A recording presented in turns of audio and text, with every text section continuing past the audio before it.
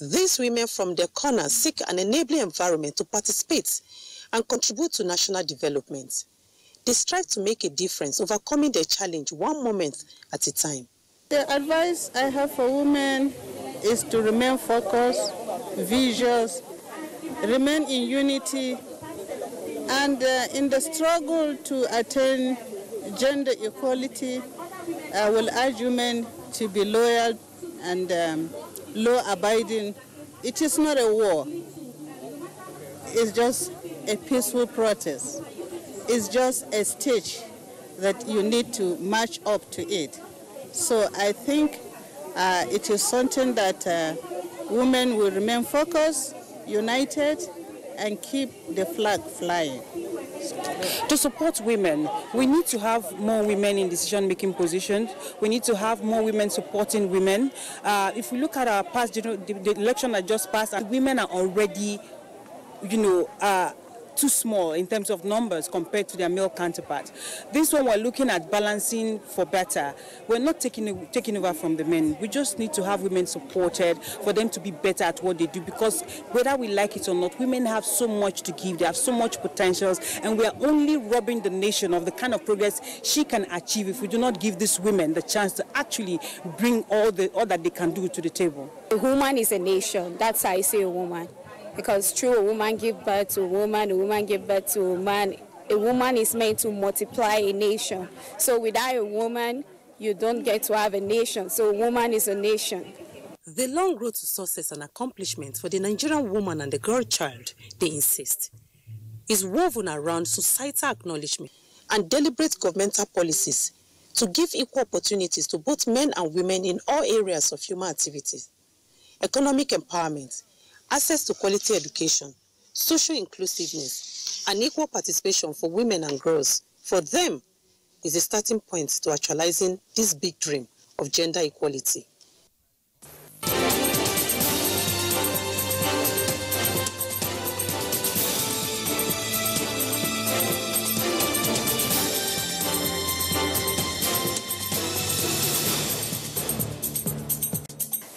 Alika, guaranteeing the rights of women and giving them opportunities to reach their full potential is critical not only for attaining gender equality, but also for meeting a wide range of international sustainable development goals. Empowered women and girls contributes to the well-being and productivity of their families, communities, and countries, creating a ripple effect that benefits all. So let's work together to fast-track women empowerment for a better society. Next week, God willing, we'll be back with another critical issue. Thanks for sharing your time with us.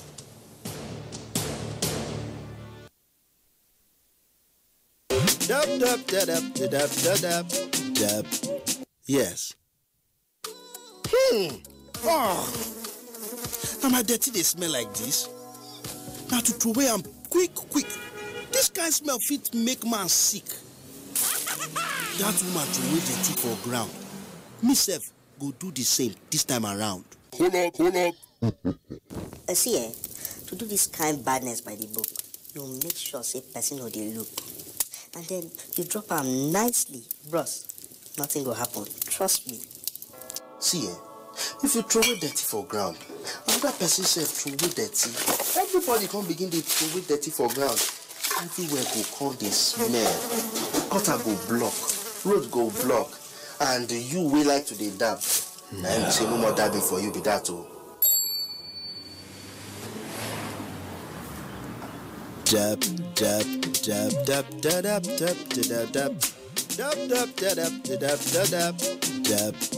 Yes.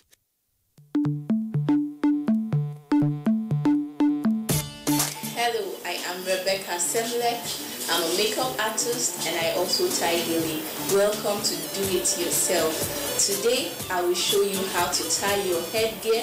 As you can see, I'm holding two different head scarves, and it's a form of a cap. So in order to make this look fanciful for an event, you will first of all wear doublets. So you will first of all put the first one in, then you put also leaving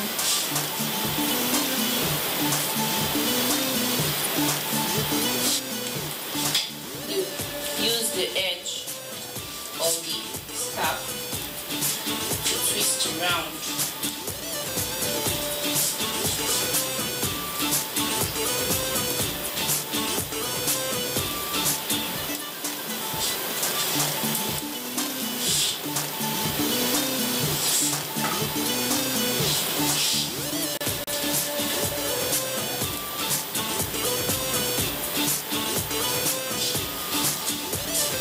Turn around.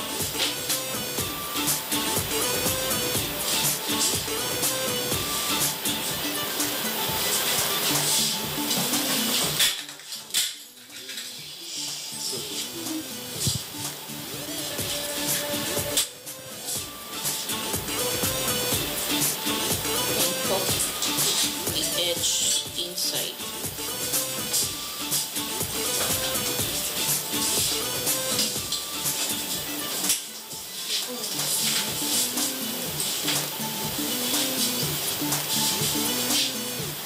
This is your double roll hair scarf.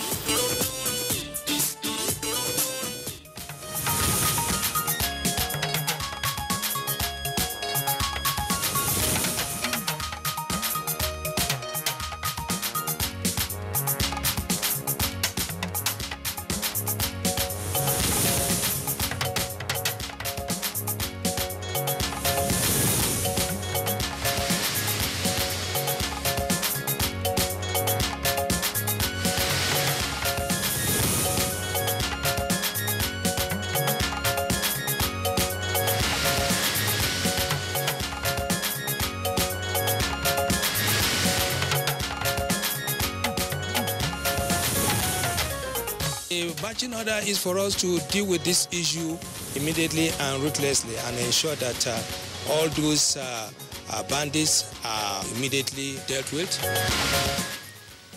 President Buhari orders security agencies to end crime and criminality in the country.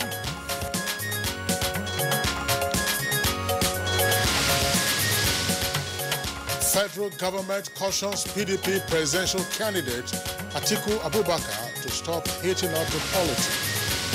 He should stop overheating the polity and quit trying to instigate a political crisis in Nigeria.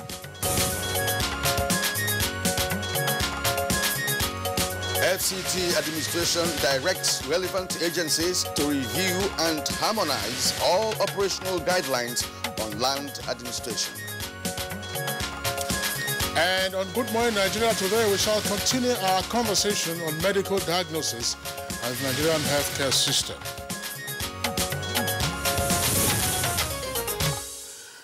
All right, now medical diagnosis involves determining the nature of an ailment and distinguishing it from other possible conditions, following which the physician then makes appropriate prescriptions for treatment. Certainly, Kingsley, and one can deduce from that definition that wrong diagnosis could precipitate wrong prescription and sudden death in some cases if not properly managed. Exactly, Kyria. Now, there are families that are living in pain and sometimes regret over the loss of a loved one due to wrong diagnosis and then, of course, wrong treatment, especially as there is no medicine after death. And for several others, they may have to live with the consequences for the wrong prescription arising from wrong diagnosis. Yes, and of course, you know, those are painful scenarios you just painted of what wrong diagnosis could cause. And recall that when we first had this conversation, typhoid fever was listed as one of the ailments that are not properly diagnosed in Nigeria today. And also, 90% of diagnosis involves taking down the patient's history, followed by physical examination of the patient. But how many practitioners follow the laid-down procedures, and how many patients are willing to subject themselves to the procedure? Of course, Kyria, you'll recall that it was pretty challenging for us to exhaust some of the critical issues in medical diagnosis when we had the conversation last Friday. That's why why we're returning to it today to further explore the amplitude of medical diagnosis on the Nigerian healthcare system. Essentially, we shall also be asking the question of who is qualified to diagnose a patient. What is the state of medical diagnosis in Nigeria? What is wrong, and how can it be remedied and improved upon in order to ultimately boost the quality of healthcare in the country? Very important. And we have assembled medical experts. Some of them appeared on the program last week when we first had the deliberations on this particular topic. And today they're going to be providing answers to many questions that we have. So thank you for joining us on Good Morning Nigeria today. I am Kirian Umayo.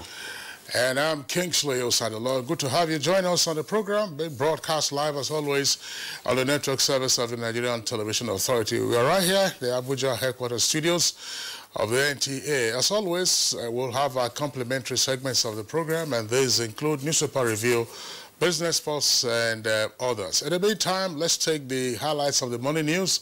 And here's our colleague, Comfort Amodu. Hello, Comfort. Good morning. Good to see you and Kirian. Good morning, Nigeria. And now, security agencies in the country have been given marching orders to do whatever it takes to put an immediate end to the various acts of crime and criminality in Zamfara State and other parts of the country. President Muhammadu Buhari issued the orders at a strategic meeting with service chiefs and heads of other security agencies in his office.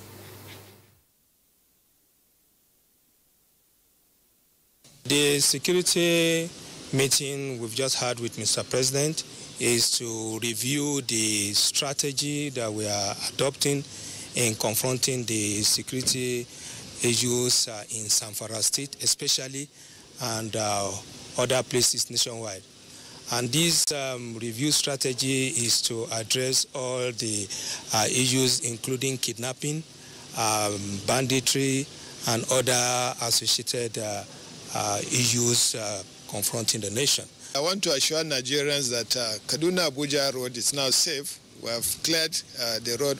We've arrested a lot of the kidnappers, and in confrontation with some of them, some were fatally injured. So the road is cleared. Our patrol teams, the combined security services that are patrolling the road are there constantly 24 hours. And the Nigerian military, for operational purposes, recently relocated communities in Jakan, Auno, and Minor local government located in Konduga, local government area of Borno State, to internally displaced persons comes to address this concern raised by the action Governor Shetima is in Abuja for meetings with some heads of security agencies. Cannot uproot somebody from his village because of operation. You know, we had two means of dealing with insurgency. We had the hard approach and the political approach. The political approach is where you take people along, where you call them winning the hearts and minds of the populace. Then the other one, the hard approach, is the military approach, which we've been doing. And politically, I think we are looking into that. We are going to have a security brief. I'll brief the council on the issue, and we'll come to a common understanding. And has appreciated the depth of our feeling and has promised to address those issues before the week runs out. And still on security, following the achievements of Operation Puff Adder in northwest and north-central Nigeria, senior police officers converge in Abuja to examine ways of putting an end to other forms of criminality in the country. I charge you all, as you return to your various commands, to renew your sense of commitment to duty and demonstrate requisite professional leadership needed to roll back the current unacceptable trend of crimes in your commands. And the House of Representatives has urged the federal government to impress on security agencies the need to be proactive in curbing security breaches in parts of the country. The lawmakers on Thursday's plenary while taking matters of urgent importance expressed concern on cases of killings and kidnappings and called on authorities to put a stop to such unfortunate incidents. In the meantime, the House has resolved to investigate the alleged killing of an INEC ad hoc staff in Rivers State during the governorship and state assembly elections. Also to be investigated is the alleged illegal acquisition of farmlands by a foreign company in Jigawa State. And the federal government has cautioned former vice president and the PDP presidential candidate in the February 23rd presidential election, Atiku Abubakar, to follow the path of honor and patriotism rather than heating up the polity in the name of seeking redress.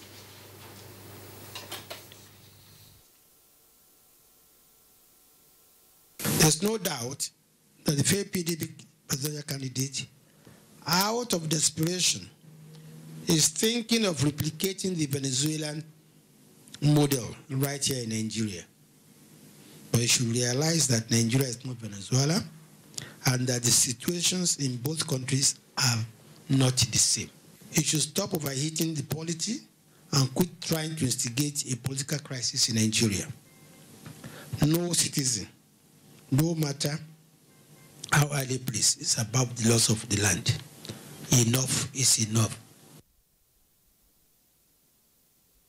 10 employees of the State House of a Nigerian seat of government have been formally recognized and rewarded for outstanding performance in their assigned responsibilities. This was at an award ceremony organized by the Servicum unit of the State House, where the Permanent Secretary, Jala Arabi, spoke on the need for unalloyed loyalty and commitment of the staff to the ideas of the next level agenda.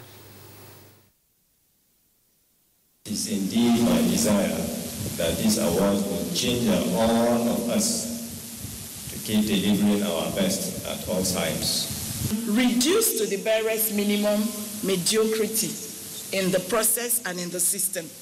Uphold excellence. Do the right things and discard those things that are not right.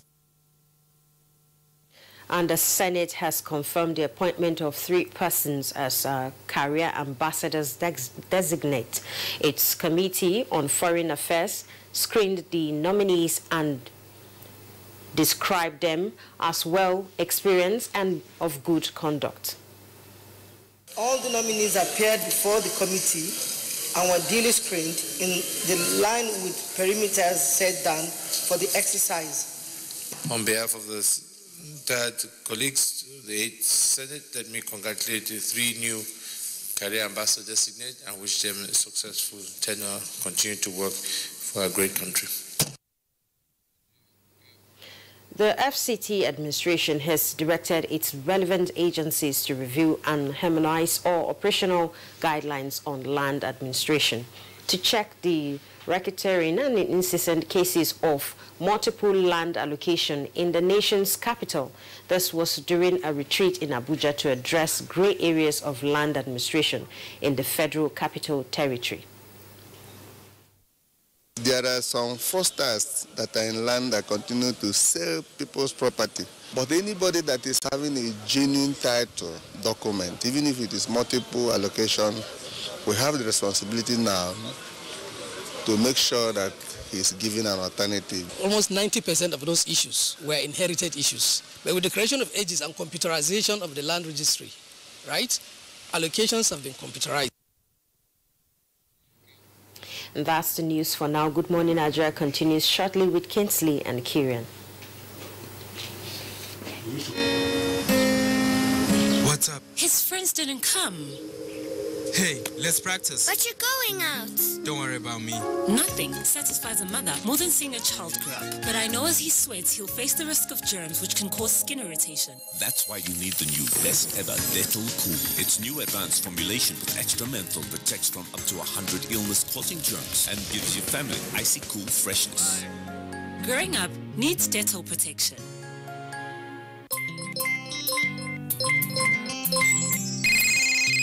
Olúwaṣẹ́gun fún mi ó ṣe mo dúpẹ́ ọba dùn ẹnu. ọmọ òní ní kò gbé tí wá kò ń jẹjẹ. O ò ní kábàámọ̀. Àbùkù òní kàn ẹ́ o. Ayé ò ní rí ẹ mú o. O ò ní dààmú. O ò ní ṣìrìn. O ò ní rí. Ó yá wọnú ògo tuntun lọ. Ẹlẹ́dàá mi. Ẹ tàmí ń kọ́. Ṣé ìwọ ti rókun tó gbẹ rí? Kò lè gbẹ bí. Àwọn ò lè sọ̀rọ̀ bẹ́ẹ̀. Ó yá fi sí spíkà. Ẹ̀bùn láfẹ̀mú mi gbé wá fèmí. Ọlọ́run á ràn yín lọ́wọ́ ẹ̀yin náà lè ṣerú ẹ̀ fáwọn. Get 5 times your recharge value to call all networks without restrictions. Recharge and dial *234# to enjoy this offer. Available to new and existing customers. Ìwọ náà borí ẹ̀ wá kó wá gbàdúrà. Á dáa fún ẹ. Ṣé orí bó. Airtel, the smartphone network. Son, being good at something requires strength. It requires pushing yourself. It requires putting in more.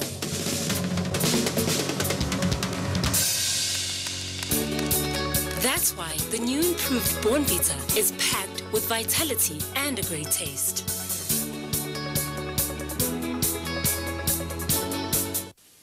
Marketing of broadcast media products requires special skills which can only be acquired through training and experience. NTA TV College Jos is therefore organizing an intensive 3-week course on modern trends in broadcast media marketing. The course will equip participants with necessary skills to deal with contemporary marketing challenges and competition in the broadcast media. It is an essential course for marketers in the broadcast media to sharpen their skills and improve their capacities. Date, 23rd April to 10th May 2019. Venue, NTA Television College, Refuge, Jos. Course fee, 100,000 Naira per participant, accommodation inclusive. For more inquiries, please contact us on 0803 314 4383 or 0806 980 9807. NTA TV College Jos, training you to be the best you want to be. If you hear a bomb explosion or gunshots of an active shooter, that might be a terror attack. At such times, always remember 3 action words. Run, hide, report. Don't try to run towards the terror scene to save the situation, because there might be a second bomb blast or another attack. Run far away and take cover. Make sure you are safe first.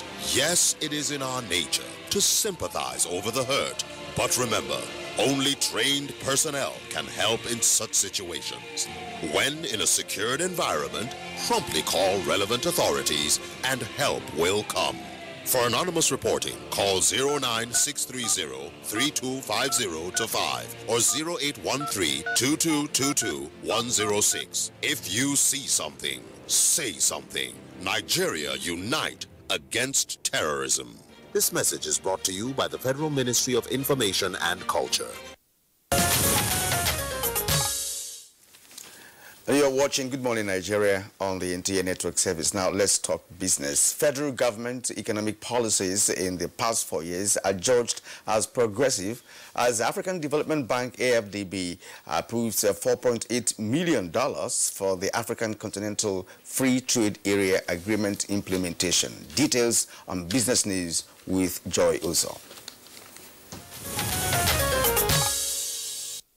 We start with a report from the African Development Bank, AFDB, where it approved an institutional support grant of $4.8 million to the African Union to accelerate the momentum of the African Continental Free Trade Area Agreement. The AfCFTA received its 22nd ratification on April 2, bringing the agreement into force. Nigeria has, however, been assessing the impact the AfCFTA would have on its economy before consenting to the agreement. The African Continental Free Trade Area Agreement, AfCFTA, is a major force for continental integration aimed at expanding intra-African trade by up to $35 billion per year and ushering in freedom of movement for goods, services, and people across the continent's internal borders. The agreement, which comes with a regime of reduced tariffs and non-tariff barriers to cut the cost of doing business on the continent, is also aimed at boosting agriculture and industrial exports by up to $66 billion per year. AFDB's grant is targeted at laying the institutional foundation for the AFCFTA's Implementation Secretariat and the rollout of the implementation programs. The Manager, Trade and Investment Climate Division, AFDB, Andor Mensah, said the momentum is now in full swing. It is now crucial to establish a robust, efficient, purpose-driven secretariat capable of addressing improved stakeholder engagement, inclusiveness and ownership in the African Continental Free Trade Area Agreement implementation. And still on boosting ease of doing business, back here in Nigeria, policies like the Executive Order 1, which aims at improving on transparency and Nigeria's business environment, experts say, has come with far-reaching initiatives implemented by the various ministries, departments and agencies that has opened up the country's business environment.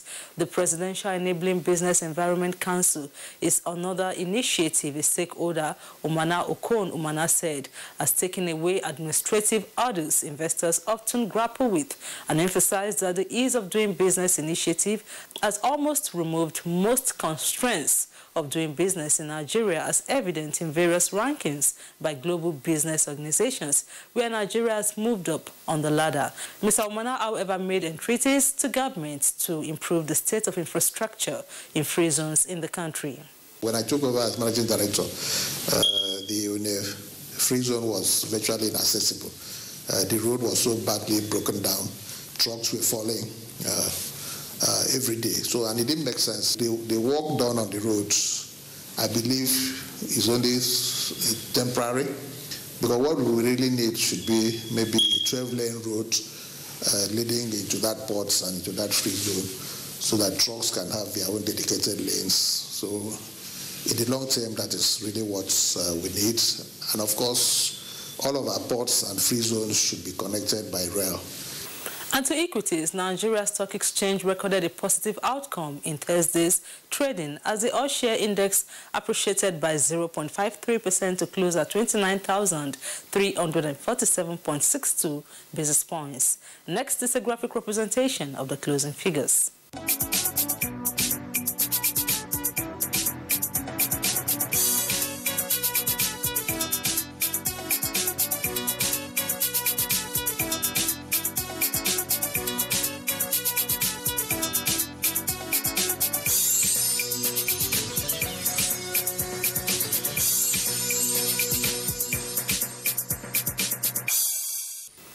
The Stock Market Report wraps business news. Many thanks for your time. I'm Joy Uzo.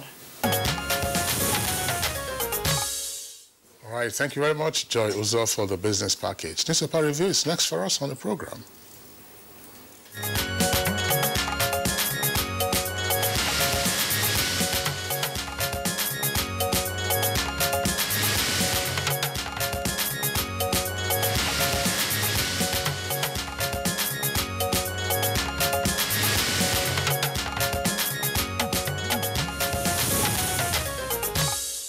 And let's welcome Bayo Atoyebe, our Super Review. Bayo, good morning and welcome. Thank you, Kirian. Good morning. Good morning, Kinsley. Good morning, Nigeria. Right, Bayo, good to see you. Kirian. Thank you. I think we have two papers apiece, and you got a third, which is exactly. Okay, let's start with the Nigerian pilot. The Nigerian pilot, below the nameplate, FIRS, determined to recover all federal government's revenues, says Fowler. It's on page 5. The APC group wants speakership zoned to southeast. Page 8 is where you find that story. And now the lead story on the Nigerian pilot this morning. Buhari reads a riot act to security chiefs with a forerider, says no stone should be left unturned in securing the country. Orders security chiefs to revert strategy in dealing with challenges. Kidnappings on Abuja-Kaduna Road has been tackled, says the IGP. Address the House and the nation within 48 hours on insecurity, reps tell President Buhari.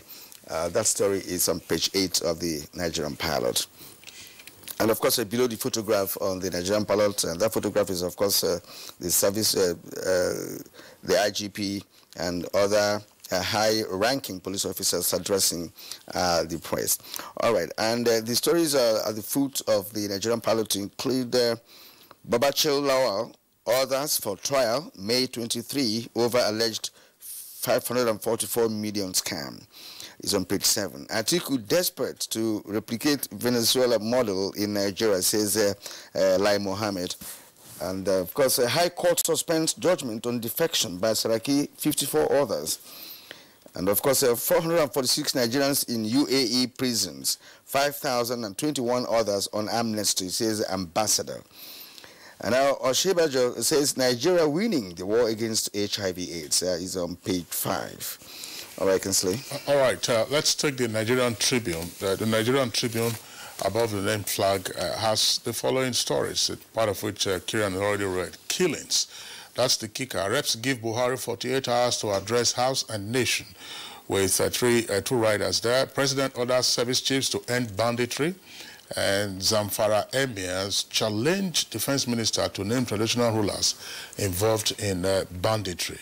IMF wants end to fuel subsidy. That's on page 10. And then below the nameplate of the paper, there are two headlines we'll take from there. Military ends al-Bashir's 30-year rule in Sudan, page 20. And Wike extends hand of fellowship to Amechi. Supreme Court dismisses APC Toyenko's appeal. That's page 7. Now, lead story says, PDP kicks as federal government wants Atiku. With Rider, federal government accuses him of overheating the polity. And PDP National Working Committee accuses APC and presidency of set-up plot against him they're referring to Atiku. Now, below the photograph showing some of the candidates writing the UTME exam yesterday, we have this headline, Court suspends judgment on Saraki and 53 others over defection. That's page 18, greater detail. Bayo. Yes, let's start with the news from the House of Representatives, and they've asked President Muhammadu Buhari to appear before it and address Nigerians on the spate of insecurity across the nation. They say without an explanation, the House says it will be left to assume that there is a failure in the protection of life and property. The motion was adopted without any debate. The House is to constitute an ad hoc committee to interface with the presidency, the Ministry of Defense, Minister of Defense, the Chief of Defense Staff and Security Chiefs, as well as state governments and all stakeholders. The engagement will be by way of public hearing. Meanwhile, the President Muhammadu Buhari yesterday directed heads of security agencies to clear bandits, killing Nigerians and innocent citizens, and kidnappers operating across all parts of the country. He held a meeting with service chiefs and heads of security agencies. The Chief of Defense Staff, while addressing the press, said that the President has ordered that they should deal with the issues immediately and ruthlessly. This is to ensure that banditry and all issues bordering on our security are addressed properly. The President has given specific directives on what is to be done in the days ahead. The Chief of Defense Staff did not disclose that. Meanwhile, in the same way, the Acting Inspector General of Police, Mohammed Adamu, says Abuja-Kaduna Highway is safe for use. After a security meeting, he said, following encounter with many kidnappers, security operatives arrested many of the kidnappers, and many of them also escaped with wounds and they are on their trail. He asserted that Kaduna-Abuja road is now safe. We have cleared the road. Our patrol team of combined security forces are patrolling the road 24 hours. So you are free to travel on the Kaduna Highway. There is the report that Kingsley read about the International Monetary Fund. The managing director, Christine Lagarde, has said that he advised Nigeria to remove fuel subsidy. The managing director says that it is the right thing to do because she points out that using 2015 alone as a reference point, Nigeria spent $5.2 trillion on subsidy. However, she also says that there is concern for the underprivileged. How do we remove the subsidy and the populace do not take the brunt? That is the dilemma. He says removing the subsidy and while also protecting the vulnerable from subsidy removal. Between January and now, to 2018, NNPC has spent 623 billion on what it described as under recovery. You are aware that the National Assembly has not approved subsidy. So there's no subsidy, but there is under recovery. Whether subsidy or under recovery, it is actually affecting the economy. And one will also wonder, you know, the take of IMF in all of this, considering the fact that I'm not sure that IMF loans have ever favored Nigeria in the past. If you recall what happened in the mid-80s and part of 90s, we've not had it really, you know, easy dealing with IMF in terms of its advice, economic advice, and what have you. I'm just wondering, you know, the import of this. Well, Kieran, very pertinent points that you both have raised. I think that the focus should be on two areas. One, the IMF managing director said, fine, remove fuel subsidy, but how do you remove the fuel subsidy? That's always been the touchy point. How do you remove it? Because if you remove it, it can cause serious dislocation in terms of inflationary spiral and other consequences that we would have.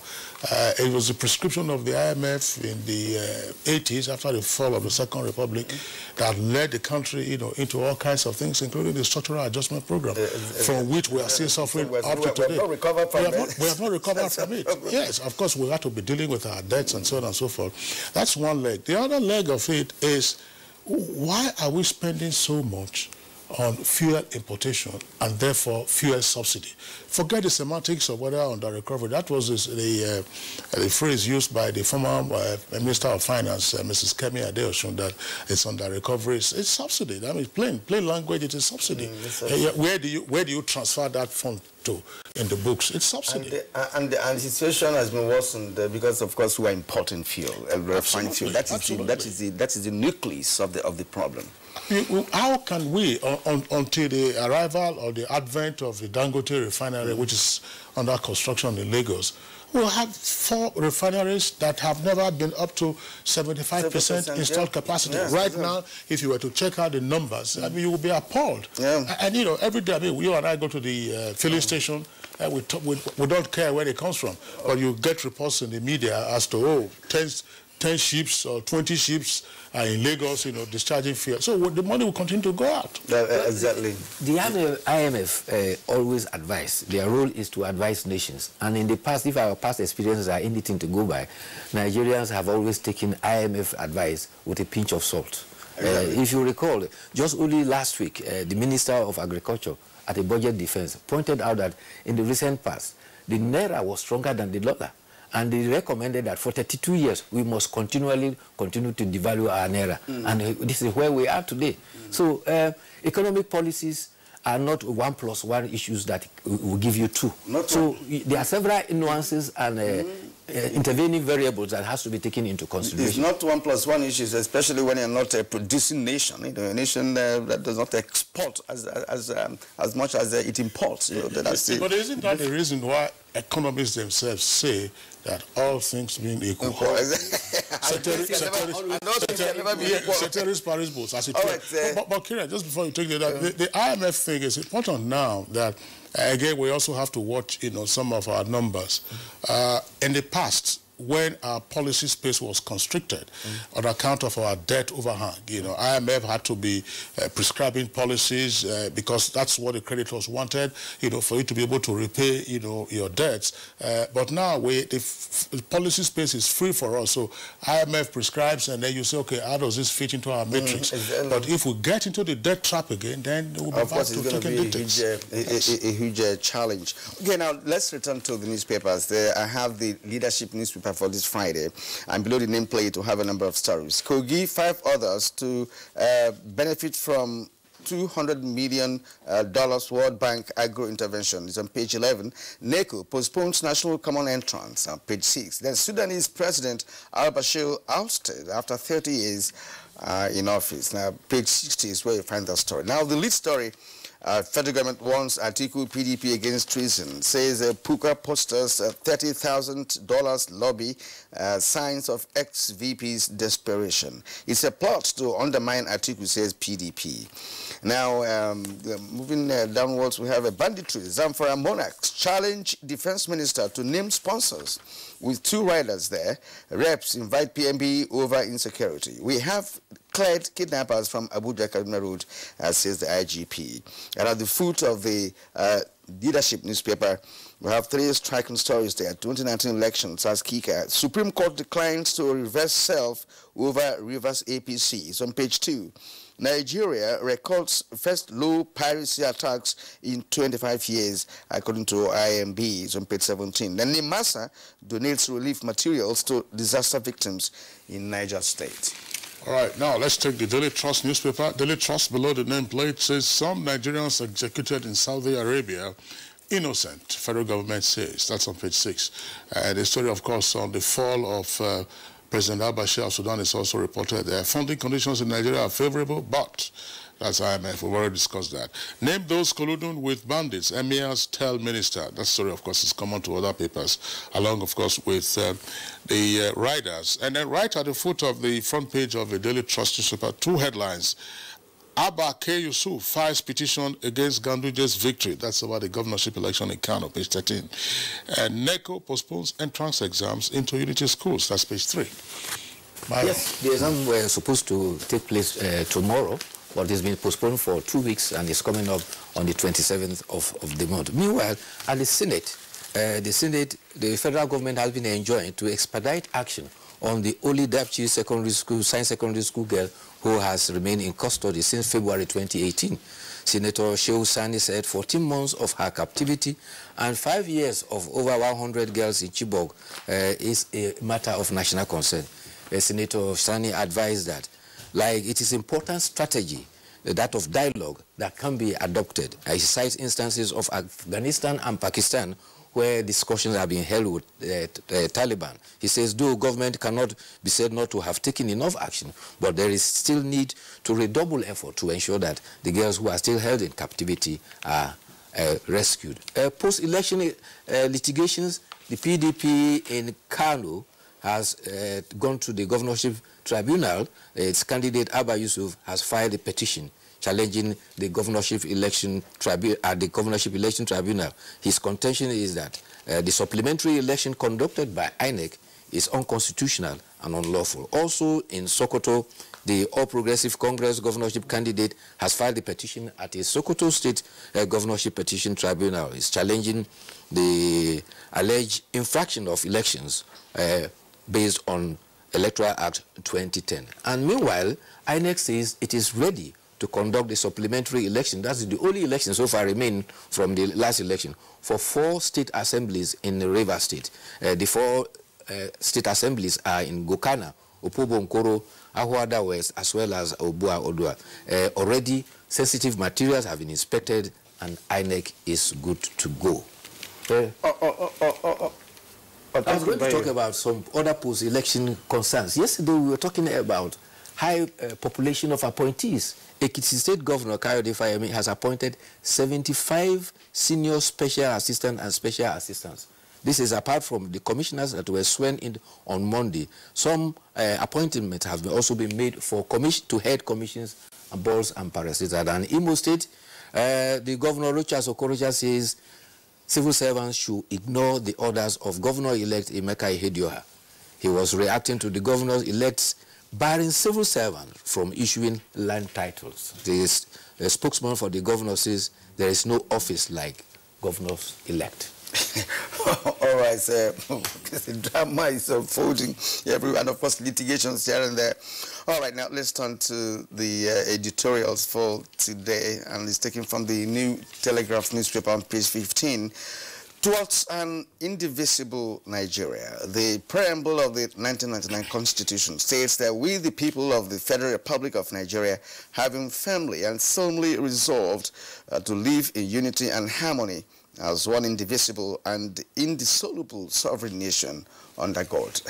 Let's continue from here. The editorial also reminds us that after 100 and 5 years of amalgamation and 58 years of independence, the nation cannot afford to be divided, and is pointing out to ethnic cleavages that were arisen during the last election. And he says that this must be knitted in the bud so that the nation must continue to be undivided and indissoluble. He points out to traditional rulers, clerics, opinion leaders to lend their voice at all times to ensure that Nigeria remains united.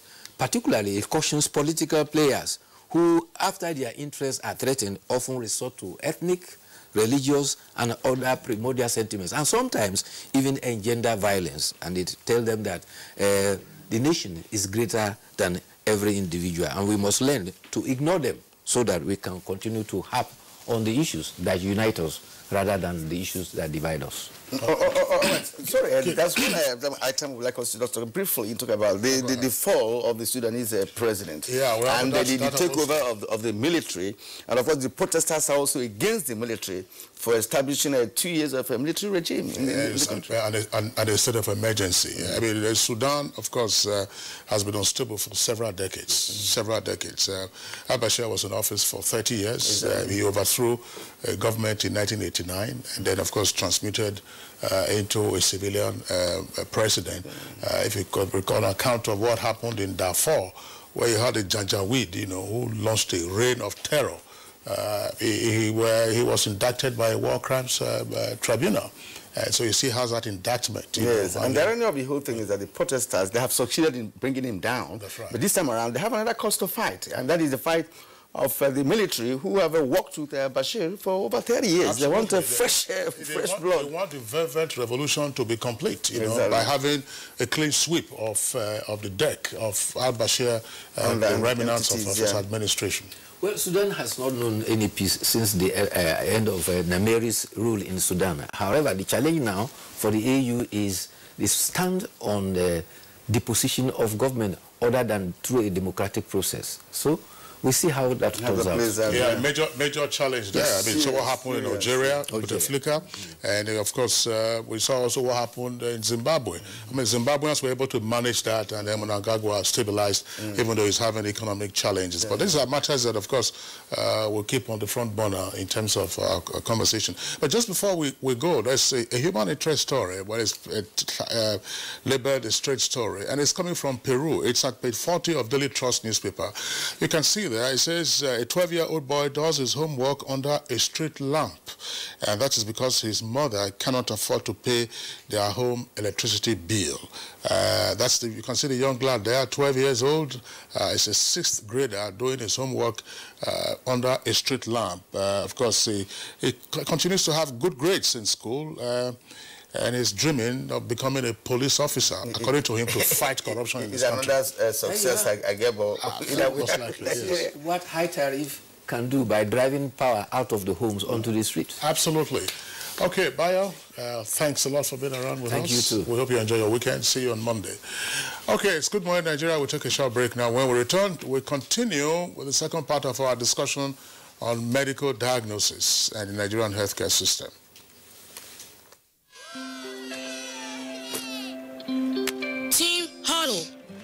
But we lost. Don't be tired, guys. This isn't a loss. It's a practice for winning. Nothing makes a mother prouder than seeing her child growing up. But I know as he learns to lead, he'll face even more dirt, germs, and risk of illness. That's why in changing seasons, you need strong Dettol protection. Because Dettol protects from up to 100 illness-causing germs. Growing up needs Dettol protection.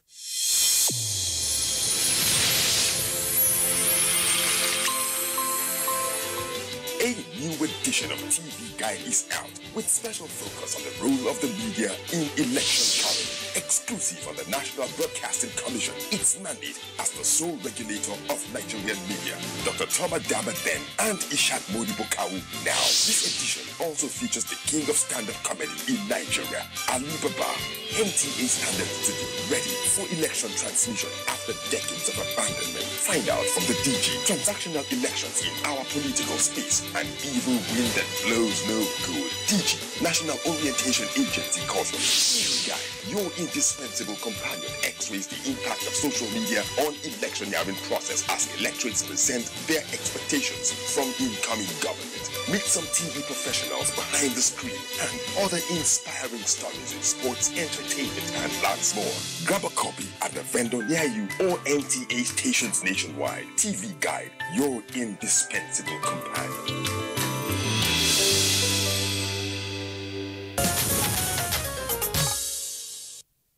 You are watching NTA, Nigerian Television Authority.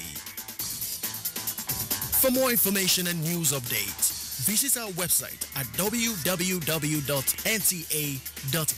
or you can follow us on Twitter at NTA News Now, or you can like us on Facebook at NTA Network News. Stay connected on our YouTube channel at www.youtube.com/NTA News Online. Watch our live stream at www.nta.ng/live. NTA, you can't beat the rich.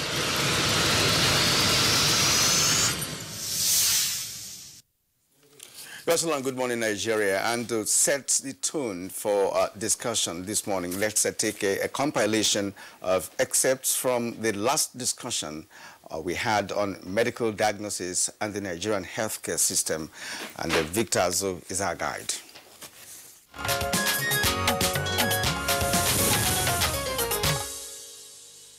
In this time and day, modern healthcare, so long as you cannot give evidence in a empirical form for whatever diagnosis you are arriving at, that is sheer guesswork.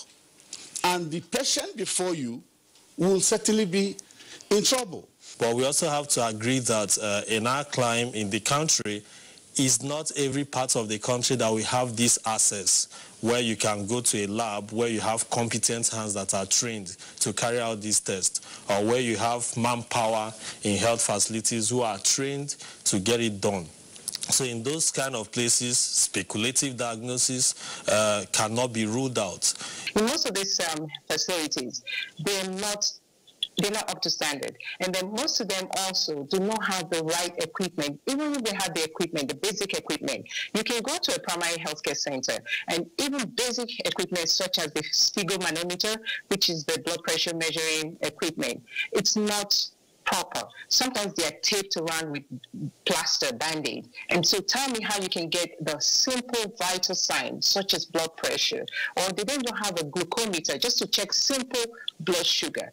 So we know that the challenges that we face with actually giving right diagnosis in Nigeria will be first, the human resources, the capacity, the human capacity. And then we'll also talk about the infrastructure, we talk about the medical equipment. The problem we have is we have a lot of persons who are not doctors who dabble into making diagnosis. And that is where you now have issues of supposed misdiagnosis. Today, we are no more using the test in which you go to facilities and you see big equipments. We have moved to patient-directed investigation. I can stay here, put something on my wrist. It can take my blood pressure. It can take my urea level. It can take a lot of investigation within my body.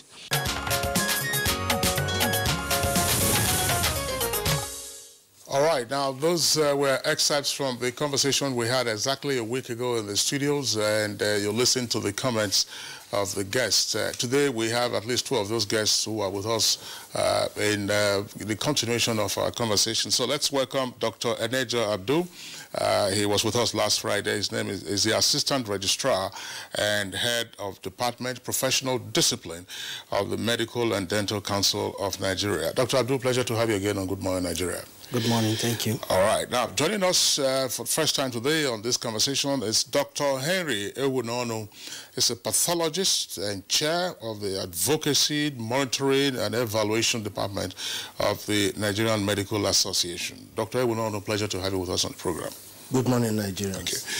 Also here with us in the studios, he was with us last Friday, Dr. Kasmia Ifeanyi, National Publicity Secretary, Association of Medical Laboratory Scientists of Nigeria. Dr. Ifeanyi, pleasure to have you with us on the program. It's my pleasure. Good morning, viewers. And also with us for the first time is Dr. Lorena Okoro, Director of Special Duties, Medical Laboratories Science Council of Nigeria. We're glad to have you this morning. Good morning, Nigerians. It's a pleasure to be here this morning. And joining us via Skype from Canada, we have Dr. Moturaro Adetola, Adjunct Professor of Family Medicine, University of Saskatchewan, and President of the Canadian Association of Nigerian Physicians and Dentists. He is glad to have you on this program today. Good morning, Nigeria, and thanks for having me here this morning. All right. Well, ladies and gentlemen, thanks a lot. Dr. Adetola, thank you for being with us. We know that it's still small hours where you are, but of course this is Good Morning Nigeria, and we have viewers all around the country, and of course those who are also able to join us in major capitals elsewhere in the world. Well, just to contextualize again what we had the conversation on last week, at least two of our guests, Dr. Ifeanyi and Dr. Abdul, were both here, and of course at some point matters were heating up. There are complaints, usually by patients, if they survive, or by their family members, that there appears to be whether high or abnormal incidence of what is referred to as misdiagnosis. You are being treated for a certain kind of ailment, you never get the proper remedy that you desire from it, and in some cases when those who can afford it go out, they are told that, oh, you know, no, we were being treated for the wrong cause, and so on and so forth. Of course, those who do not get to survive get into the deep six. So it's all of this that we're contextualizing to say, look, how can all the healthcare delivery system in the country be improved, particularly from the point of view of diagnosis, Kiri, and that's exactly part of what we were saying. There was a lot of blame trashing last week, but again, today let's bring all matters into proper context. Let's bring in first Dr. Kasmia Ifeanyi with regard to medical diagnosis. We do know, of course, as the medical doctors informed us last week, that yours is usually, as laboratory scientists, is referral. You know, the physician begins, you know, by his own examination, taking history, and so on and so forth. So, what are the challenges of medical diagnosis from the point of view of the medical laboratory scientists? Thank you very much. You see, last week we talked about history taking and a physical examination. Of course, that's the first port of call when you engage to receive a healthcare service. And so that forms the building block for diagnosis. However, it's for the consumption of all operators on the delivery line for diagnosis. Because looking at what we're actually considering, which is misdiagnosis, you will find out that it's about failure to screen for the appropriate medical condition. It's about mismanagement of diagnostic testing information.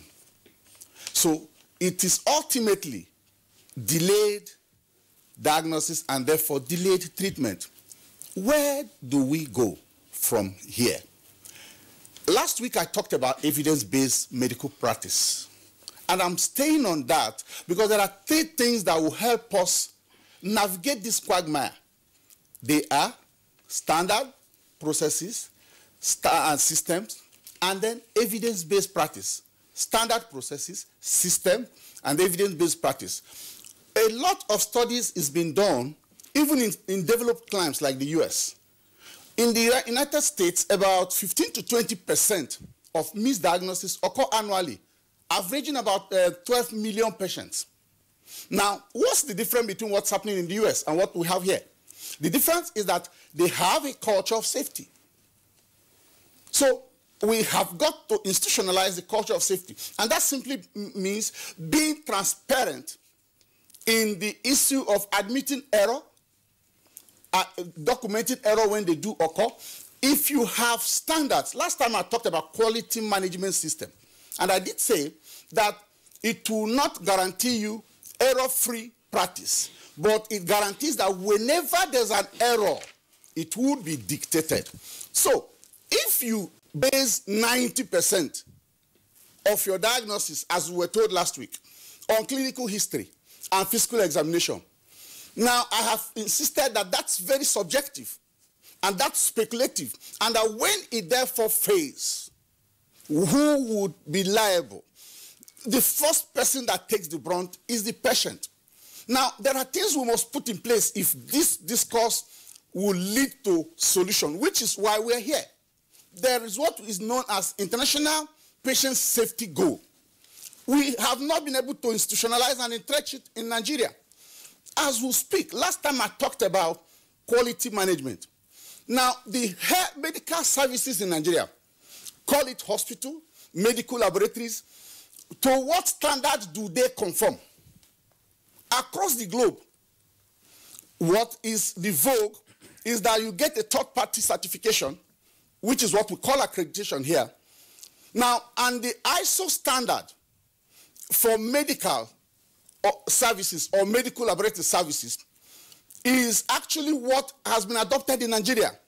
And our commitment to ending or reducing patient risk and misdiagnosis had led the Medical Laboratory Science Council of Nigeria to be on the driver's seat in the implementation of these processes.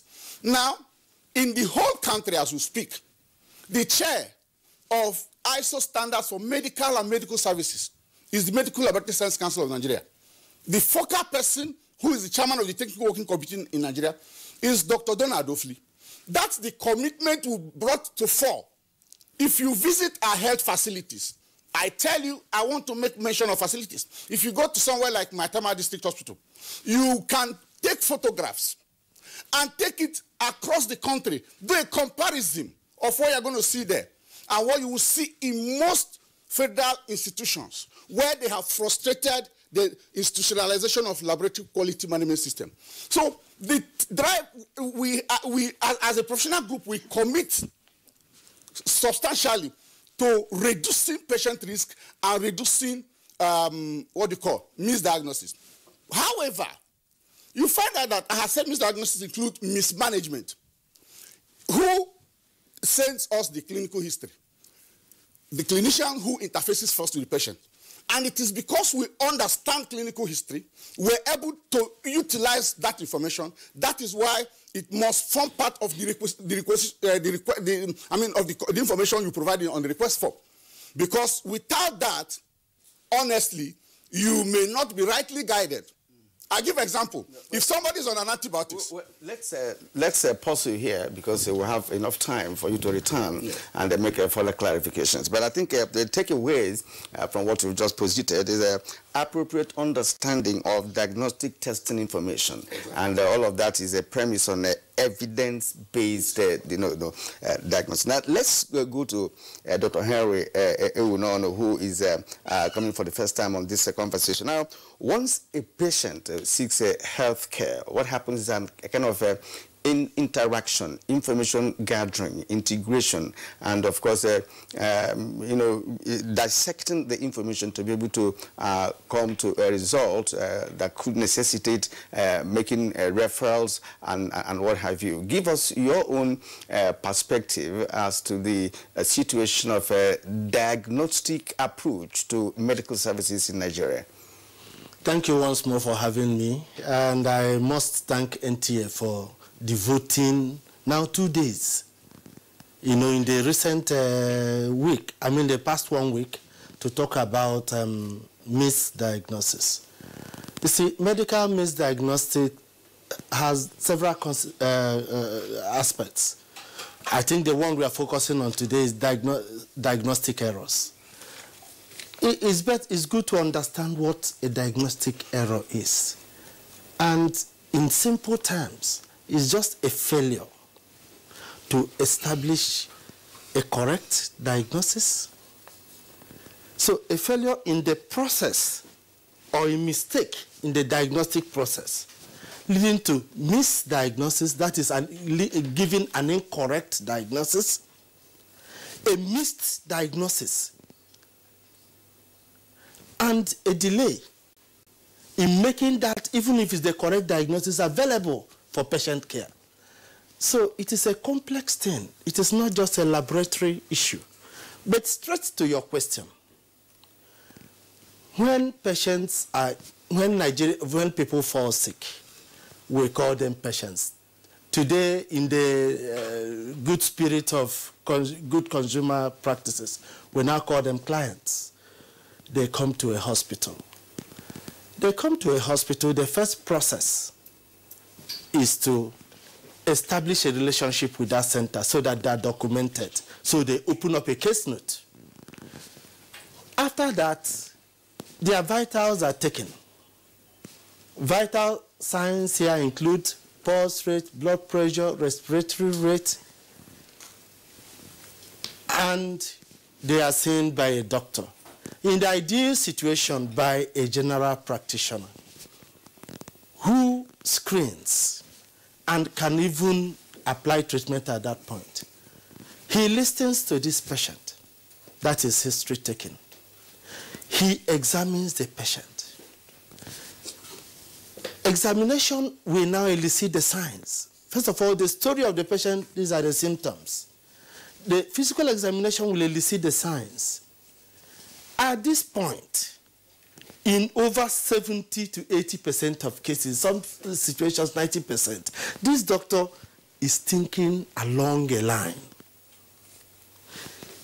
Then he can request for what they call ancillary testing, which may be laboratory tests, radiology, X-ray, scans, ultrasound, and so on, or even other modalities of testing.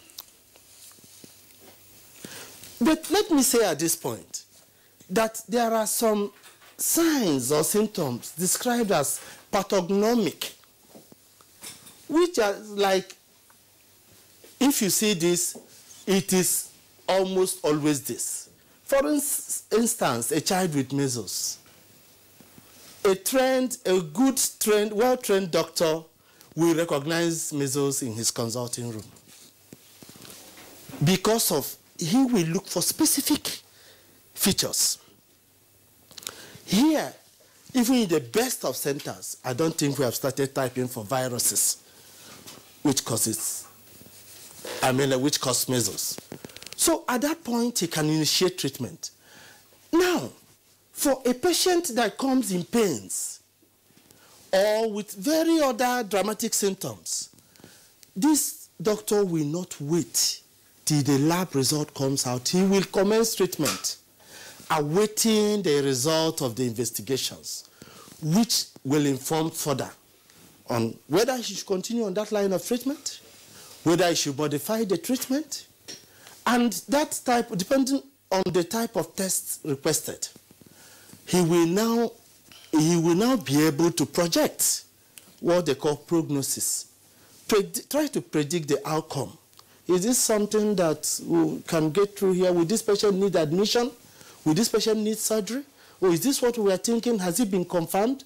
So even with the testing, it is not every test modality that is termed confirmatory. Even some are still screening. So what am I saying?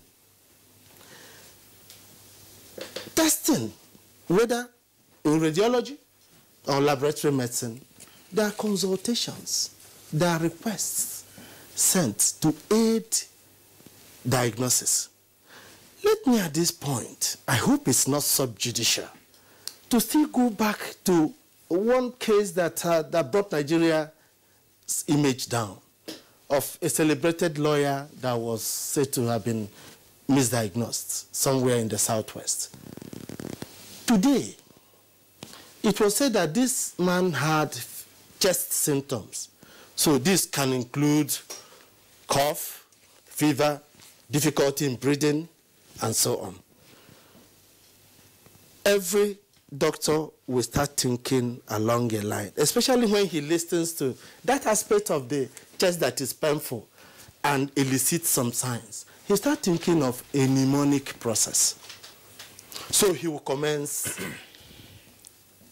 he will order for, some investigations, and will commence treatment. Because if this patient has fever, has difficulty in breathing, is coughing, and the chest signs are there, he will commence treatment, empirical treatment for pneumonia. Today, we know that the sensitivity, what is called sensitivity, and even specificity of sputum, that is, what patients expectorate, okay, indicating cancer of the lungs, is low. As we speak in Nigeria today, there are only centers where what they call flexible bronchoscopy, that is putting a flexible wire that has a camera to look into the lungs, to the airway, down into the lungs. Only 5 centers in Nigeria today. Meaning that many patients presenting with this will be treated along the line of pneumonia.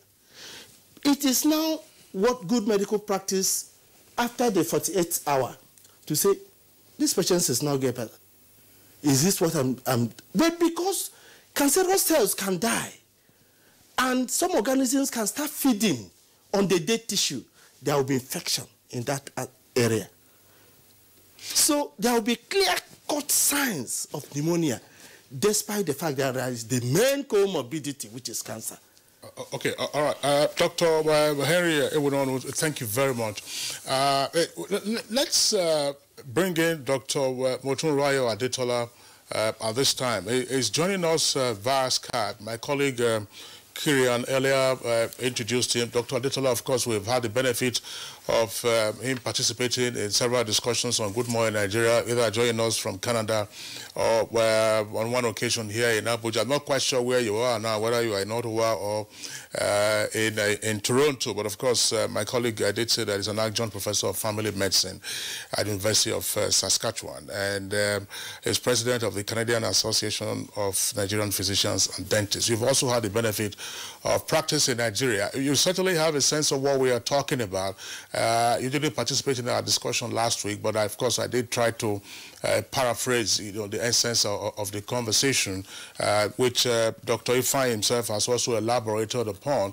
We're here talking about the culture of safety of patients, which apparently is not fully institutionalized in Nigeria. Instances of misdiagnosis of a patient, wrong treatment, and then, of course, the consequences, the ultimate of which is getting deep-sixed. What are your thoughts on what is happening in Nigeria at the moment with regard to misdiagnosis and therefore wrong treatment and oftentimes fatal consequences? Thank you so much for inviting me again. I actually did my little research during your break to listen to some of what was said last week. So I think I got about 20 minutes of that, so I've caught up a little bit. Now, let me put it this way. I've had a little bit of the controversies that were discussed, but I need to remind the gentleman from the laboratory scientist side of things that he's saying a lot of things that are right, but the reality is I've had the privilege of practicing in Nigeria as well as South Africa before I came over to Canada. And the practice of medicine all over the world still remains an art and a science. It is both combined. It's not just science. We don't rely just on empirical data to practice medicine. It's not done anywhere in the world. It is based on both subjective and objective data. And if we were to rely on empirical alone, we will miss a lot of things. Let me give 2 examples very quickly to illustrate the point. When people come, for instance, complaining of, let's say, gastroesophageal reflux, esophagitis, we listen to the patient, we examine, we don't necessarily proceed, even in the most advanced climes of UK, Canada, US, and Japan, and wherever.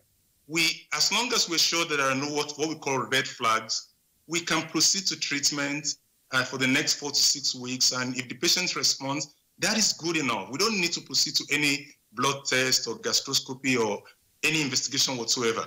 The second one, patient has what we call mechanical low back pain. It doesn't matter how severe the pain looks like.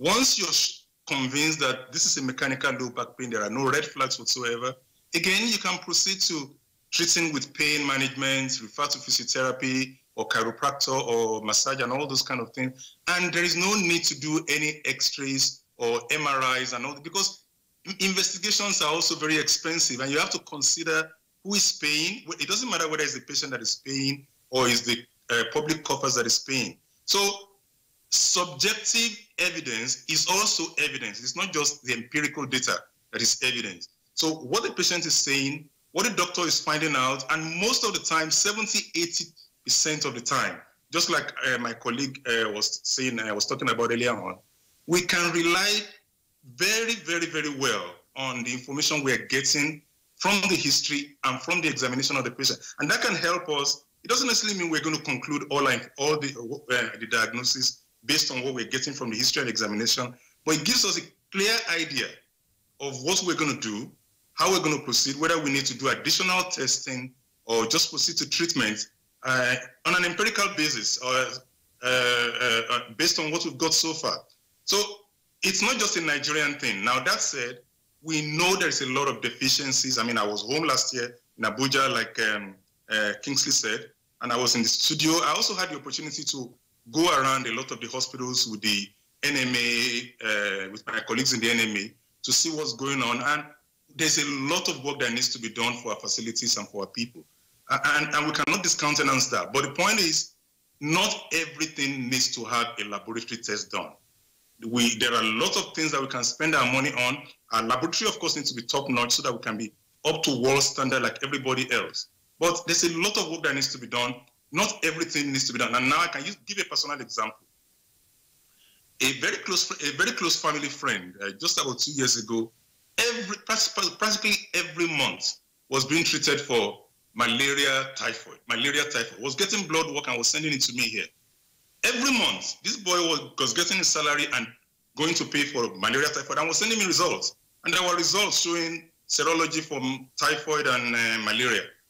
And I got tired after about a whole year of paying doctors and laboratory people for malaria and typhoid. And I told him, I said, you know what?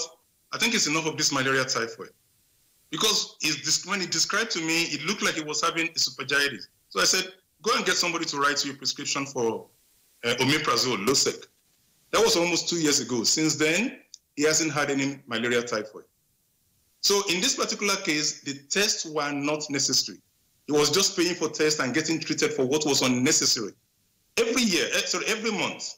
But for 2 years now, he hasn't needed any blood test. He hasn't needed to be treated for malaria and typhoid. This was unnecessary. So this is my take on it, at least just as a starting point. Diagnosis is the identification of an illness by examination of the symptoms, not necessarily by doing tests, which are often unnecessary. And that's my first submission. Thank you.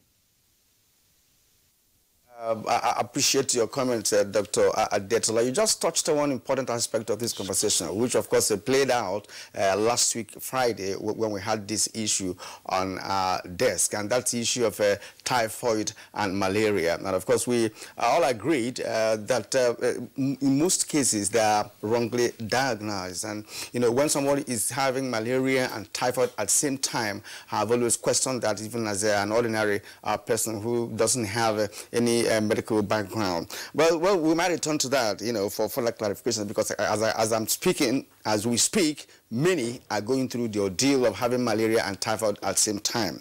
All right, from what you have said, you know, from what you posited, really, that is both objective and subjective diagnosis that can be relied upon before treatment can commence. But I want to come back to Abuja here with Dr. Lorena Okoro, who is the Director of Special Duties Medical Laboratory Science Council of Nigeria. There are 4 identifiable information gathering activities in the process of diagnosis. And of course, we have a clinical history, you know, performing a physical examination, obtaining diagnostic testing, and of course, sending the patient to referrals. Now, do you agree with what Dr. Adetola told us with respect to the issue of, you know, commencement of treatment before passing through any kind of laboratory examination? Yeah, you see, patient care and patient management is not something that one solution applies to all. It's specific, depending primarily on what the complaint is, what the doctor is suspecting is the problem, and then the kind of management that will benefit that patient per time. So it's not something that you say one approach will fit all. Definitely no. There must be a position where the clinician has the decision-making ability to know at what point to progress to either managing the patient or sending for laboratory investigation or sending for radiological investigation. We appreciate this. I mean, it's part of our practice. I think we have a problem in the country, and that problem is that somehow the confidence that should have come to us as professionals is eluding us because we have had repeated incidences of people being misdiagnosed, either at the point of clinical management or even at the point of laboratory management. And I think the whole essence of this discourse is for us to start looking inwards. What do we have to do as professionals to bring back this confidence that has been eroded in the public domain? And I think that's the whole essence of this. It's not about throwing blame here or throwing blame the other way. No. My approach will be rather, what do we do? Because whatever we are doing now is not good enough. If it was good enough, we won't have a situation where the symbol of what Nigeria is, our president, once he's ill, is taken out of the country. You know, as if medical tourism is normal in Nigeria. You don't have that in other countries. So that tells us as a professional team, as a group, that there is something we are not doing right. And we need to sit down and start looking for gaps. What are those things that are missing? Is it in our training? Because, I mean, it wasn't this bad before. We used to have a health system that was delivering. What has gone wrong in that system? Why are we having higher rates of misdiagnosis? Why would people, you see somebody that can afford hospital care, he will choose to go to church for intervention, or even go to a traditional medical attendant for intervention. These are the questions that I, from the point of regulation, will be asking. What do we need to put in place? What can we do to improve the system? What do we do to bring back the confidence of the public? All right, Dr. So these are the issues. Dr. Okoro, thank you very much. Can you attempt to answer the questions that you have raised? Yeah, I think I will answer from the point of regulation of medical laboratory practice. There are certain things that the council has put in place to see that we start addressing these issues. And we have evidence that it has worked in other places and therefore should work in Nigeria. Albeit contextualizing it within our specific environment. A few of them is improvement in our curriculum, because, some of these things, over time, as curriculum was changing, a number of practices were eroding. So we are bringing back some of those practices. Key to them is the internship program that has been brought back into medical laboratory training, where once you graduate, you do 1 year in a hospital setting to improve your skills, because we've noticed that there are some delinquencies. At the point of practical and the point of practice is not the same thing. When you're in a practical room, in a laboratory doing practicals, and when you're in a lab offering service, there are some little differences that matter. That is one. Secondly, the Medical Lab Science Council has been on the driving seat of accreditation of laboratories in Nigeria. And what will accreditation do for us? It will bring the confidence of the public, both local and international community, in the output of accredited laboratories. They are also encouraging certification, depending on resources available, using the WHO Afro checklist within the country.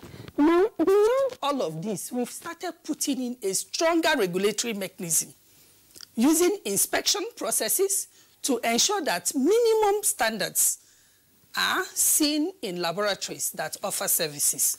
We've also been able to identify unethical practices, and this is where we need help.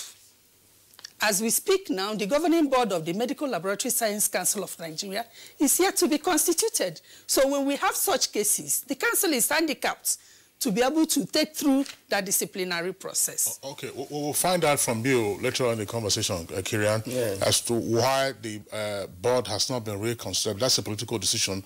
When it was the last time you had a board and who are supposed to be members of the board. I'm sure that we'll have the opportunity of coming back. Let's bring in now Dr. Enejo Abdul, who is, of course, head of the Department of Professional Discipline of the Nigerian Medical and Dental Council. Of course, it's been quiet, deliberately so by us, because he was part of the conversation last week. Dr. Abdul, let's again take a look at one aspect. This time, the utility of diagnosis. Dr. Ifeanyi talked about mismanagement of diagnostic information. And Dr. Adetola joined us via Skype from Canada, says the typical experience that you will find, which Kirian has also amplified. Somebody will get treated because we are told that malaria is endemic in this part of the world. You get treated for malaria, typhoid. Now it's a combination, malaria, typhoid, ACT, everything they are giving you. And some will say you are AA. That's why you have malaria, and it never goes. So what exactly, is playing out? There are millions of viewers who are watching us, and a number of them have some of these experiences. Is it mismanagement of diagnostic information or misdiagnosis, arising from incompetence or poor facilities of the lab technicians? It's a combination of a lot of things. But like I stated before we left last week, diagnosis is part of the process of a doctor assessing a patient. The person who has the responsibility to make a diagnosis in a human being who is ill is the doctor or the dentist. He also takes responsibility, he takes charge actually of the management of that patient, which includes the diagnosis and treatment of whatever condition he has diagnosed. And that puts that squarely under the jurisdiction of the Medical and Dental Council of Nigeria, because the council is responsible for the standards of knowledge and skills expected of a person who seeks to become a doctor or a dentist. The council also is the person that is mandated by law to register persons who are qualified to practice as doctors and dentists. And the council also makes the code of conduct expected of a doctor in the course of his practice. Now, in the standards, the council ensures that only centers that are capable are accredited to train doctors and dentists. From time to time, the council visits those centers to ensure that their processes, that is the impartation of the knowledge and skills, the examination that leads to the qualification, is done within the standards expected. When those persons are qualified, the council registers them, ensures that they go through the training, that is the housemanship, and then gives them full registration. They are expected to be able to practice medicine properly, fully, within the limits of their experience and expertise. Now, within that limit of your experience and expertise, it is expected that depending on your years of practice, depending on the skills you decide to acquire on the knowledge you got from school. For example, Dr. Ewunonu is a pathologist, meaning that he took time, studied both knowledge and skills in depth in the practice of pathology, a branch of medicine. So he is an expert there. But even as an expert there are pathologists who have more experience than him. Every doctor is expected to know what his limits are. And you are expected, the moment you get to that limit, you are expected to seek assistance from another person who is either better, has more expertise or more experience, or has better facilities than you do. Now, in the course of diagnosis, or in the course of treatment and making a diagnosis in a human being, a doctor, of course, depends a lot on the support of the laboratory, radiology, and even the biomedical engineers to enable him do that. So it is by no means making,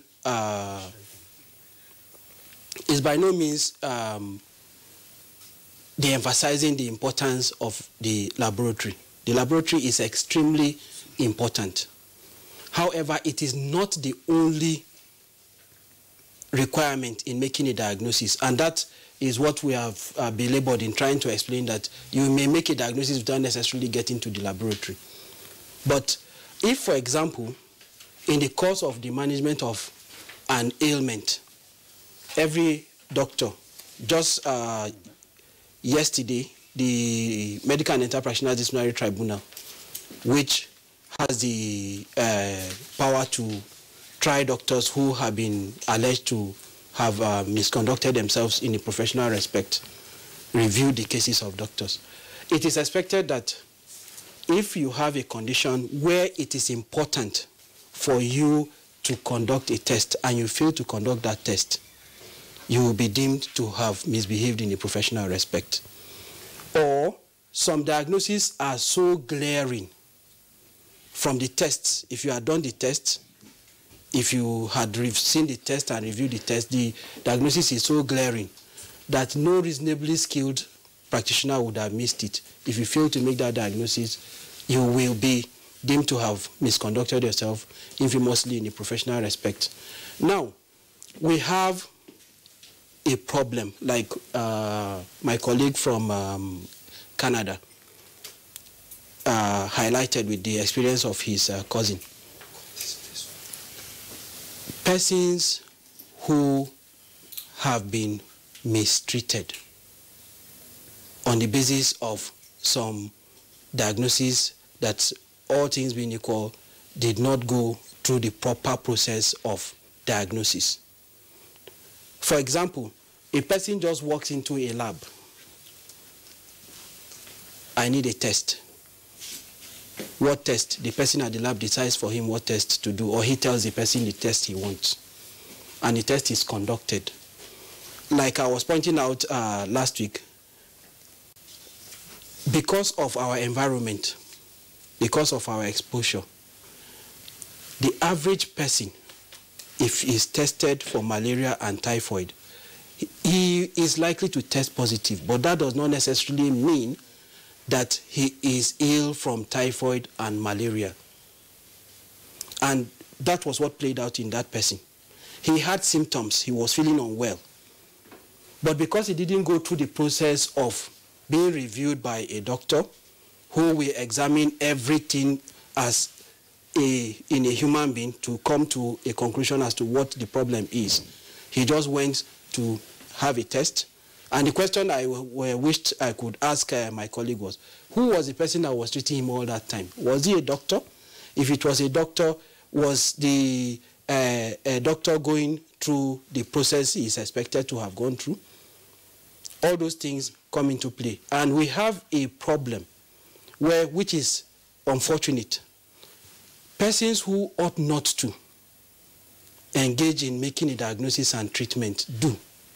Okay, I think we'll get to that, who is qualified to carry out a diagnostic process. But if I understand our guest in Canada, and of course what Dr. Ewunono cited with respect to a prominent person who was misdiagnosed in the southwest of Nigeria, I must tell you that from my understanding, that prominent person didn't go to a quack to do this. He must have gone to a certified medical complex, and of course handled by qualified medical doctors. Well, what we're saying here is that the preponderance of misdiagnosis by professionals, those who have the skills and expertise, that is the question. Because most times, it's a doctor that will refer you to a lab. Go to so lab, perhaps they have a kind of relationship or what have you. Go to so lab and carry out a test. And this test comes back, and the doctor works on the test, and it becomes a misdiagnosis. That's what we're saying. It's not as if quacks are involved in all of this. Now, throughout diagnostic process, there is an ongoing assessment of whether sufficient information has been collected before final decision is taken. So how should we manage diagnostic uncertainties? I'd like Dr. Ifeanyi to come in here. Now, I would want to start with the very words of Professor Akinkugbe. And he says that we must not make the mistake of equating the nation's health need to the number of practicing clinicians or physicians. But rather, we must emphasize here the concept of health team, which is the most crucial medical manpower. Diagnosis, we've all agreed, is a complex thing, and it must be systematic. It is a process. And I had said earlier on that there are several players on that line. I like making an analogy with the built industry. The engineers build the house or whatever structure you want, but the first lines are drawn by the architect. And so because I'm an engineer and I can therefore build a house and I rub off the role of the architect, that structure will be very defective. Now, driving from there, there's something that we must put in proper perspective. We have, one, the primary person in this diagnosis is patient. So, talking about diagnosis, patient is in the center of it all. So it is patient-centered, it's physician-centered, now it's health system-centered, and also you have other member of the health team, that is the other professionals. Now, if we're going to, and of course every other place where this issue of misdiagnosis is being properly managed, it can occur even in the moon. In the best of hands, it does occur.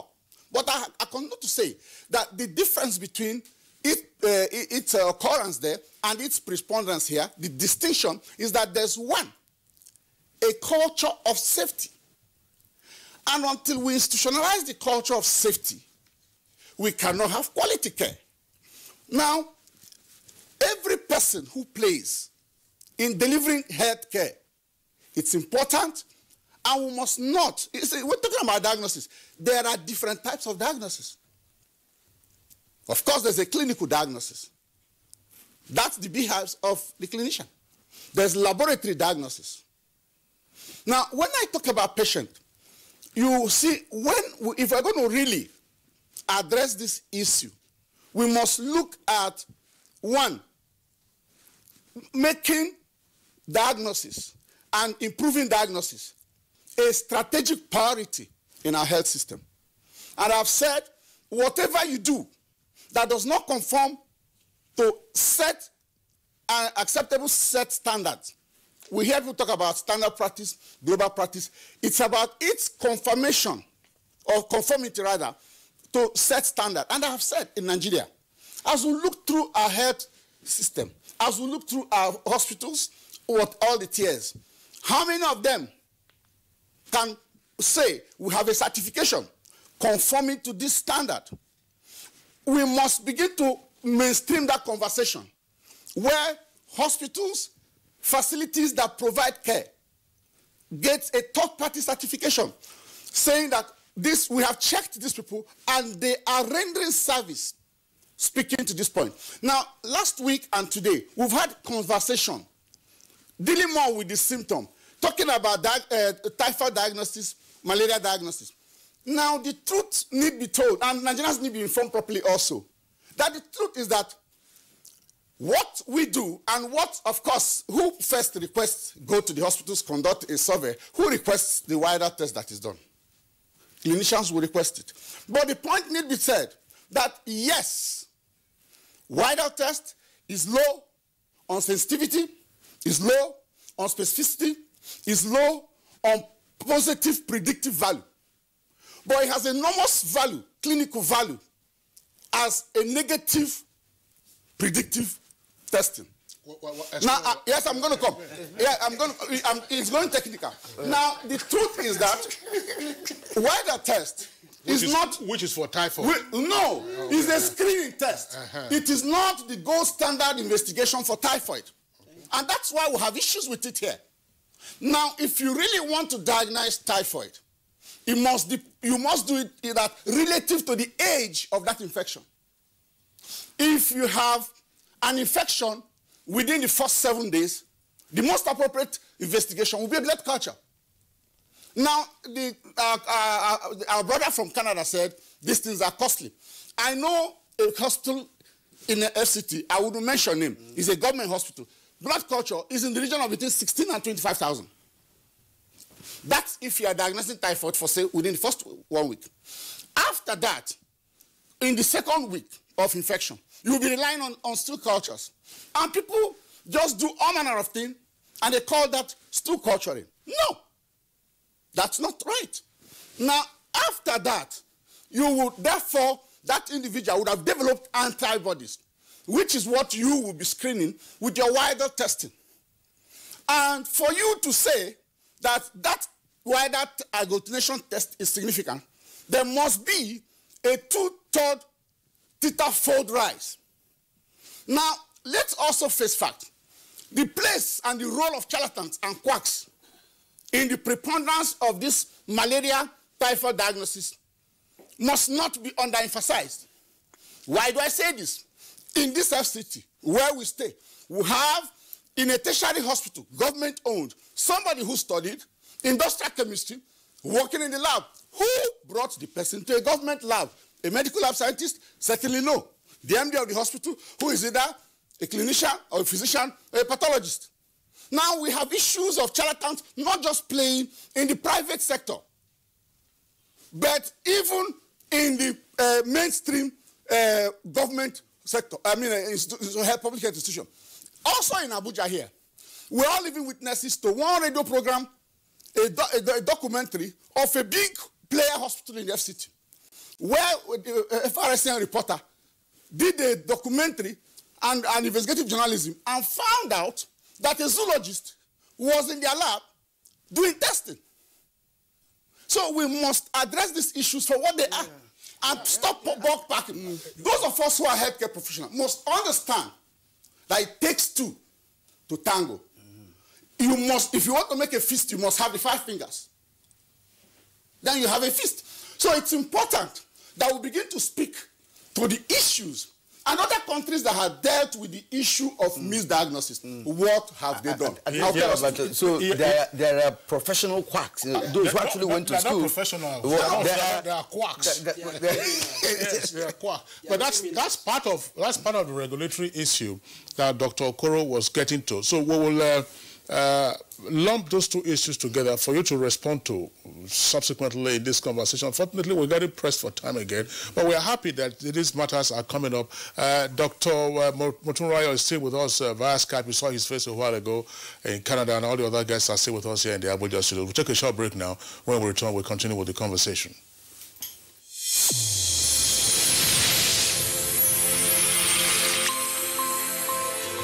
A new edition of TV Guide is out with special focus on the role of the media in election coverage. Exclusive on the National Broadcasting Commission, its mandate as the sole regulator of Nigerian media. Dr. Thomas Daba then and Ishak Modibo Kawu now. This edition also features the king of stand-up comedy in Nigeria, Ali Baba.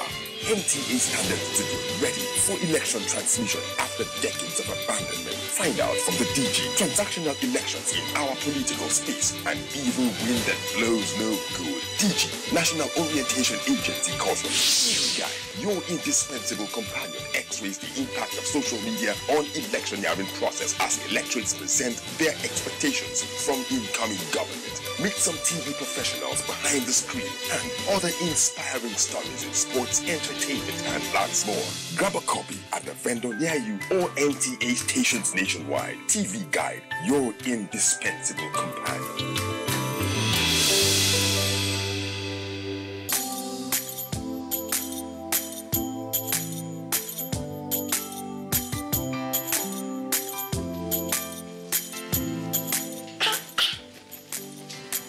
Don't you people sell imported materials here?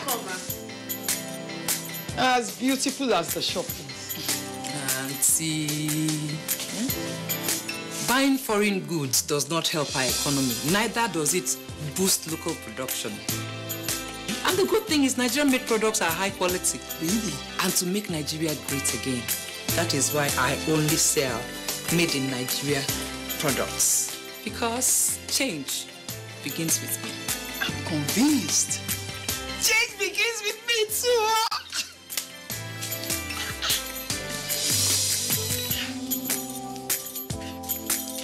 Change begins with me. This message is brought to you by the National Orientation Agency in conjunction with the Federal Ministry of Information and Culture. All right, welcome back at the scene. Good morning, Nigeria, live on the network service of the Nigerian Television Authority. We're just back from our short break. Now, let's bring in again Dr. Henry Ewunono. There are two issues that I would like you to respond to. But I think one is probably hotter than the other. While we're on the short break, you were trying to respond to Dr. Kasmia Ifeanyi's allegation of the presence of quacks, in medical laboratories, whose output could also lead to the major challenge we're talking about, which is misdiagnosis. What's your response to that? Thank you. And I, offline, I was trying to say a prayer to NTA, if they can show the simplest online compendium, Wikipedia, about medical laboratory. If you open that page, you will see the categories of staff that work there. You have pathologists. This is not Nigeria. This is internationally, world over. You have medical lab scientists, you have clinical scientists. You have other people, even cleaners, clerks. So when my brother, Dr. Ifeanyi, was talking about those studying basic sciences or zoology, it's not completely right. I said, see, it is not, the medical laboratory is not only meant for the medical lab scientists. That is the Nigerian abnormality. That system only happens in Nigeria, perhaps explaining why. Knowledge today has no boundaries. You see, the thing is, once you have appropriate regulation, there is a place for clinical scientists, graduates of biology or biological sciences. They can perform roles in the medical laboratory, world over. And if you check papers, people are writing, especially in today of molecular genetics and so on. People who, geneticists, some of them are not doctors, they're not medical laboratory scientists, but they have roles to play, to contribute to knowledge. Let me say at this juncture that it's not every laboratory test result that is helpful to treating the patient. And that is why we say, you see, today we hear on national radio, if you are sick, go to your lab scientist, go to a lab. That is wrong. That is why our people are, part of why our people are dying. When you are sick, please go to your doctor. That is standard practice worldwide. Because if you are standing on your feet, you told me you tell me that you have eating well, you are eating well, you went to the farm yesterday, it's just that you have one nagging headache, and you tell me you show me a lab result that say you have typhoid fever. I will not treat you for typhoid fever, because you may not be having typhoid fever. Mark my word, you may not be. So at each point in time, the reasonable doctor, that is a technical word, what the reasonable doctor would do is that when making diagnosis A, has in his mind the differential diagnosis. And what are these? what else can this be? For instance, fever. In this environment, there are over, let me say, to be modest, like 10 very common causes of fever. But in this environment, we know that malaria is number one. And in medicine, we know that common things occur commonly. So, we have noted, if infrastructural deficiencies in manpower, deficiencies in not having equipment, even our patients not being able to afford the cost of this testing. Why should I allow this child go start fitting, start having convulsions, febrile convulsions, while I am waiting for test results for malaria parasite? So I commence treatment and await the response. So what am I saying? It is not true, as he said, that you have quacks everything, and that is why we are making mistakes. No, that's not true. With the problem, let me answer. Yeah, the problem is that supervision is not there again. Regulation, oversight. Everywhere you have organizations that are charged with maintaining quality. We will come back to that. Why there are no standards? Okay, well, Dr. Henry Wunono, thank you very much. I wanted to go over to Dr. Adetola via Skype. If his Skype connection is back on strong. All right, Dr. Adetola, sorry we lost you for a moment. Again, I'm sure you've listened to the conversation right here in the studio, and you did say at some point in your opening salvo that based on your all right, it's a little bit unstable there. Dr. Adetola, yeah, I'm sure I said you listened to the conversation going on here in the studio. You may wish to respond to some of the issues raised, but I just wanted to take you back to one of the points that you made earlier, that there is a lot of work for us to do back home. Could you tick off some of those aspects of the lot of work that you think that we need to do?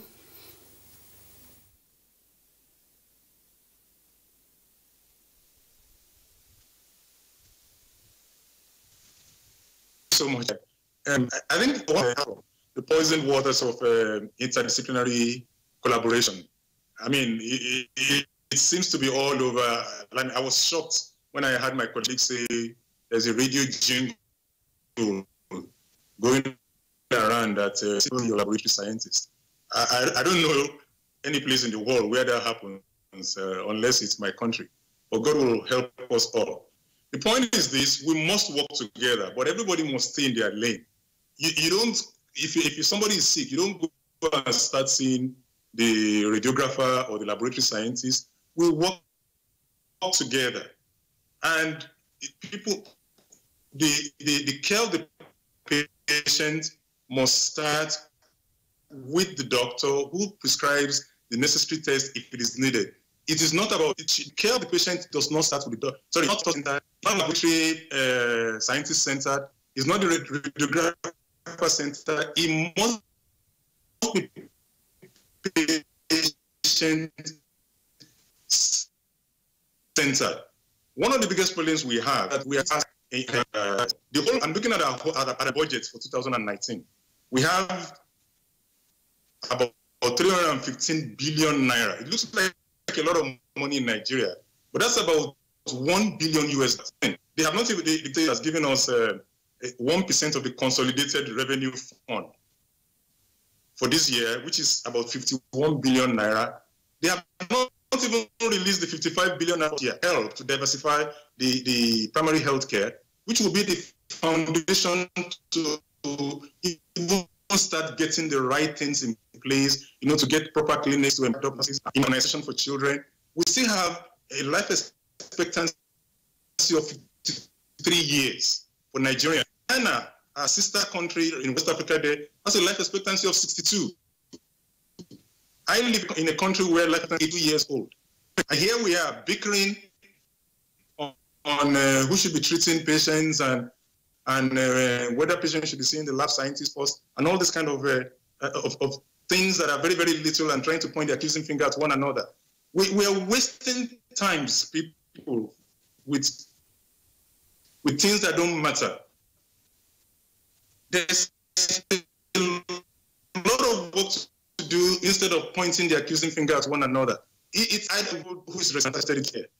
Let's work together. That's the point. We need to collaborate and nurses together in the same space so that maybe if we work together, if we start training them together in the same space, people will learn to understand the roles, the mutual roles that we all play. We need to feed off one another. Maybe that's what I'm going to just say and stop here for now.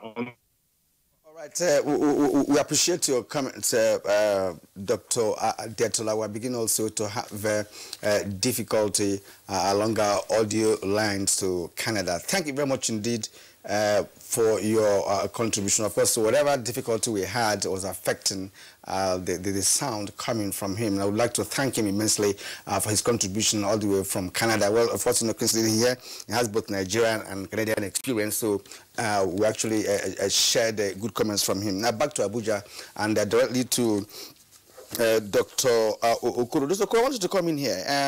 You've all agreed, that that's what is called a clinical diagnosis, first of all, and that, of course, there are growing concerns about what we used to know as, traditional bedside evaluation skills, which is being dropped now because of a paradigm shift, towards the growing trend in the diagnostic process. Of course, we have modern equipment to do that.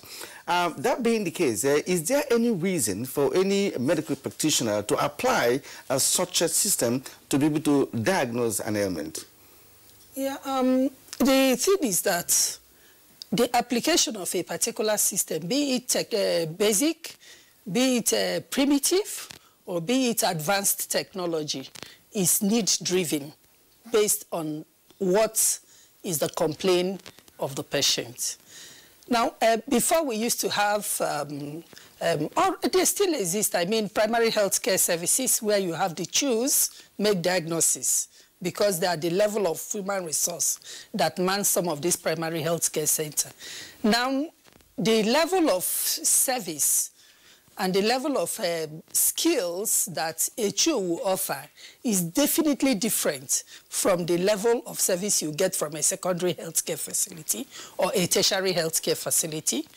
And these are some of the factors that contribute to what we will say the inequality we experience in the quality of diagnostics services that come out from each of these centers.